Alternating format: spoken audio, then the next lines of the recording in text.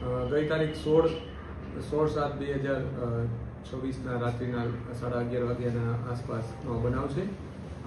બનાવ મારામારીનો છે અને ફરિયાદી છે ફરિયાદી વિરુદ્ધ હુસેન ખાન, કમર ખાન પઠાણ સાથે આવેલા બીજા 5 માણસોએ હુમલો કરેલો અને આ હુમલામાં તેમને છરીથી માથાના ભાગે ઈજા કરેલી હતી. આ બાબતે તે જ દિવસે રાત્રે ફરિયાદ નોંધવામાં આવી અને ફરિયાદ નોંધ્યા બાદ આરોપીઓની ધરપકડ કરવા માટે પોલીસ દ્વારા પ્રયત્ન કરવામાં આવે છે અને આરોપીઓ છે એ પોલીસની પકડથી બચવા માટે રાજસ્થાન ભાગી ગયેલા અને ત્યાંથી ટીમ સાથે મોકલીને તેમની ત્યાંથી રાજસ્થાનથી ધરપકડ કરવામાં આવેલી હતી. ફરિયાદી અને આરોપીઓ વચ્ચેનો ઝઘડો વાહન મૂકવા બાબતનો હતો અને અગાઉ પણ આ બાબતે એક ફરિયાદ દાખલ થયેલી હતી અને તેમાં પણ પોલીસે તમામ આરોપીઓ અને આરોપીની ધરપકડ કરેલી હતી.